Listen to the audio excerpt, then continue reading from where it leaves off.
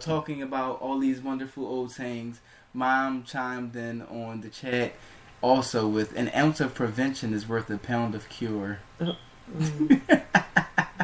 that sound like my mom. Yes, like my mother. Yes, indeed. Okay, so I'm trying to figure this out as far as family size. Okay, so did you go ahead? Sorry. No, go ahead. What? Did you break it down? No, I wasn't specifically going here. I mean, the Brady Bunch we talked about. Okay. 3 and 3. It was an even amount. Right. Okay. But that's one thing we don't really do. Like I never really like to break them down. Yeah, I know. So we don't. But you did all that tonight. Huh? You started giving out exact numbers. Oh, when I said I started out with my 2. She don't care, y'all. She don't care. We got 11. She went from 2 to 11 and like. I did. But I ain't have 9 though, y'all. So they still don't. Hold up. Everybody looking at me all funny, like, yo, hold up. Like that, so she had 2 and he had 9. And she with him? Yeah, so unless you know what you probably won't know unless more of it slips out later. But anyway, that's one thing that we find funny because those of you who know us, we go out and we do workshops and we always talk about our children. And there's been more than a few times where people actually got upset because we will not break down whose kid is whose and how many who has and how and why and what. We have 11 children. That's just how it goes. If you pick up clues in our story and figure out, then that's fine. But we don't do this is mine and this is yours. These are our 11 children, period. That's right. And that's a key point with this transition as well. The wording of the children. If you're in a relationship, you're married, and you're still running around, my child, specifically to your child, and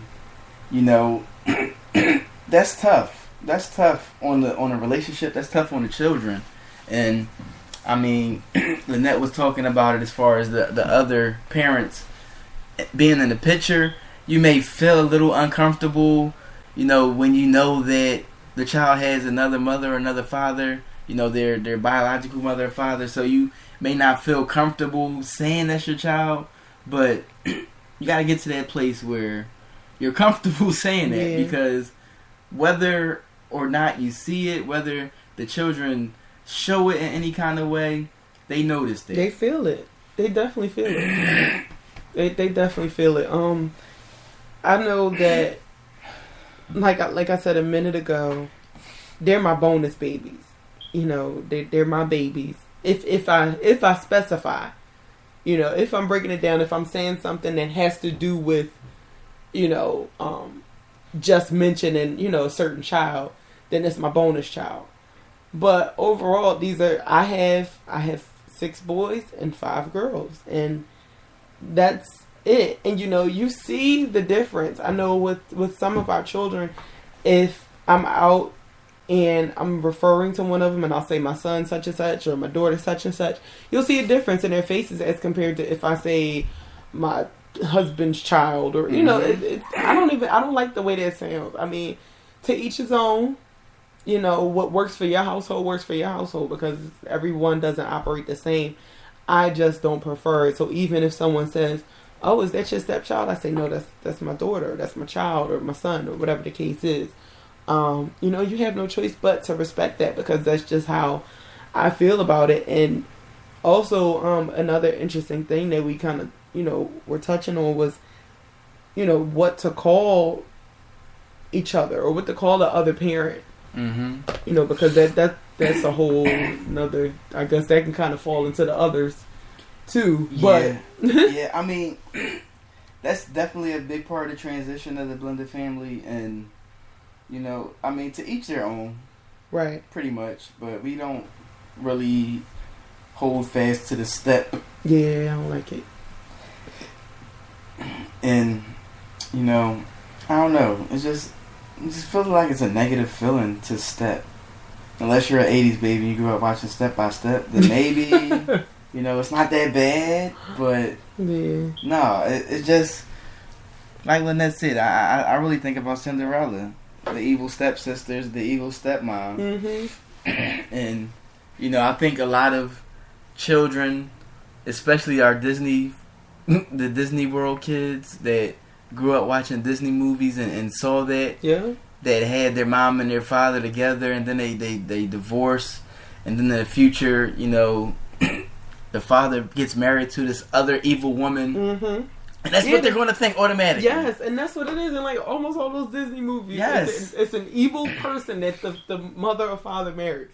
That's it. Like, I don't know, but that's why I really don't like to use that term, and they're not my stepchildren, because and you ever hear? I know you've heard people say you treat me like a stepchild. There's a reason that those are all sayings, because it's usually, thought of as the stepchild is the outcast, or the stepchild doesn't get the same things that the children get. They're not my stepkids. They're my kids. They're my babies. All my babies. All 11 of my babies. And yes, they're babies. I don't care how old they are. That's right. Yeah, I was talking to my baby today. It was my birthday. She hit me up this morning, and I got a little emotional for a second because she old. He's having a moment, you guys. I think he's tearing up. I'm not tearing up. You heard his voice change. Listen, I'm a grown man, yo. I cry when I want to. I watch The Notebook and cry every time I watch it. And what? Goodness. I watch Love and Basketball and cry every time he say double or nothing. I don't care. So go ahead. Your baby called you. Your 13-year-old baby called you. No. That one? No. The 17-year-old baby called. The 17-year-old baby. Well, yeah, Danielle did call me this morning, but I was running around like a maniac trying to get out the house to work on my birthday because there's no days off. But, yeah, except the Sabbath day. God. Yeah.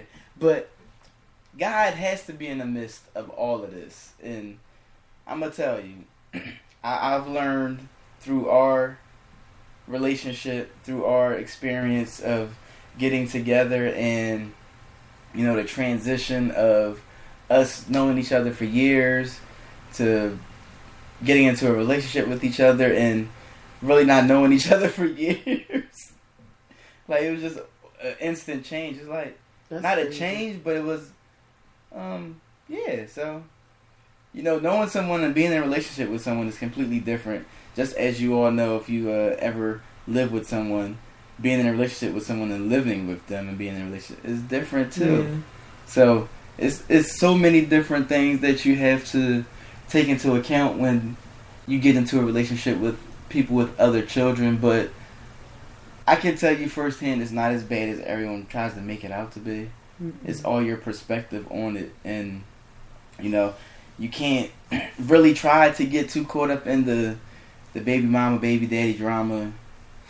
Please because don't. I mean, listen, they may have some issues, but it's you and your husband, you and your wife. That's it.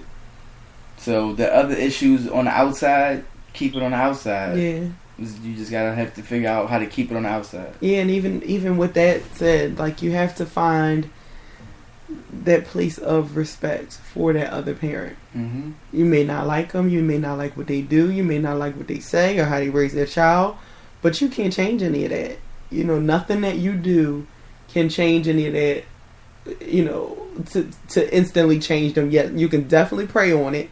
And if they're at a place where you can have a conversation about some things and maybe you guys can find common ground, then so be it. I'm that person. I'm the come on, let's everybody hold hands and sing Kumbaya together. Like if we could all just do it, just all the baby mamas and baby daddies and husbands and wives and all that, just hold hands and the kids. I'm all for it. Yeah. Because you takes a village. Yeah, it does. It definitely does. You just have to get to that place where, that other person made you got to look past that. Yep, and it's funny because I always see it. I always look at other people. I'm a very observational person, so it's funny with Lynette and my son's mother, their relationship. When people see them together, everybody looks all extra weird. Like, hold up, like what is going on? Like they're actually like cool. Yeah, I love her. I run up and I hug her, and she has another child after they're two together, and I love him. And my baby, he cried. Yeah, he wanted to come with us. Yeah, he wanted to come with us for the summer. But yeah, but that's how it should be. You know, that's really how it should be. But we're gonna go into that part later. But yeah. Yeah. So, judging by the way this conversation went, right? We have 11 between us, but our children, you know, when they start adding in other siblings, I don't know. I think it's like, what's that, 12, 13, no idea. 14, 15, 16, 17, 18. I don't know. It's like 18 total. Is Just that the it? kids. Yeah, that's with Khalil, Danielle, Damar. Okay. Yeah. Joy. Yeah. Okay. Mm-hmm. Yeah, so we squad deep, y'all. We squad deep. And, you know, even with the others, as we talked about, the other mothers, when they have children as well, we don't separate them. That's my child's brother or sister. They're ours too. Come on. We a whole happy, jolly family. So, I mean, there has been many a times where people have seen us with multiple kids that weren't our kids, but they're our kids. Yeah. So, like, who cares? Ours. Like, what? You should see us in church. We take literally a whole pew and a half sometimes. That's how you get it. Yeah. Raise them up in the church. Raise them up in the church. Yeah. But yeah, so that's the transition. And as we said, you know, everyone's situation is not the same.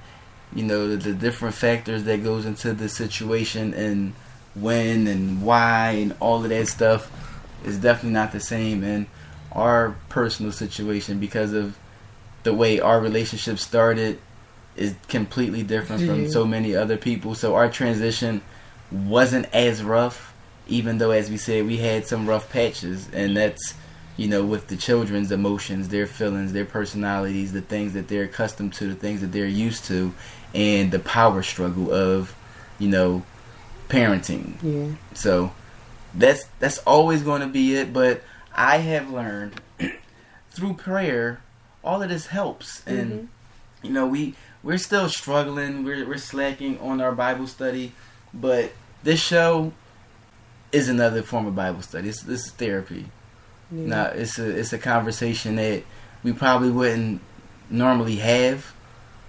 So it opens up doors in another line of communication between us. And communication is key in a relationship. That's a part of the foundation. And as we talked about last month, building that solid foundation, it helps you in so many different facets moving forward in a relationship. Yeah.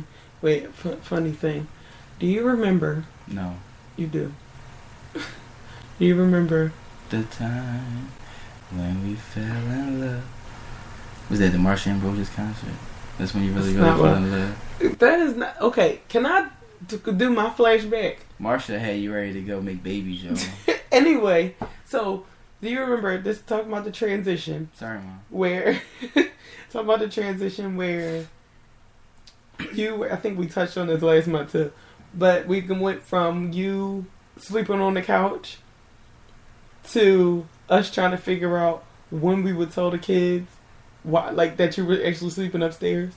I remember feeling weird. Like, okay, should I hurry up and, like, I don't know what to do. I don't know how to tell them. I think one night or one morning, Kennedy came knocking on the bedroom door. And I don't even remember what she was calling you at that point, but she came knocking on the bedroom door and she looked and she said, like, yeah, well, why is he in here? I'm like, he's watching a movie with me. Yeah. I wasn't quite ready, but that was funny. But that part of the transition was so funny to me. Yeah, with us. So awkward. It was weird. It was weird. It's still weird thinking about it. Yeah, because, like, you knew the kids knew you, but I'm still having to introduce you in a different way now. Yeah, so another part of this transition, stop having so many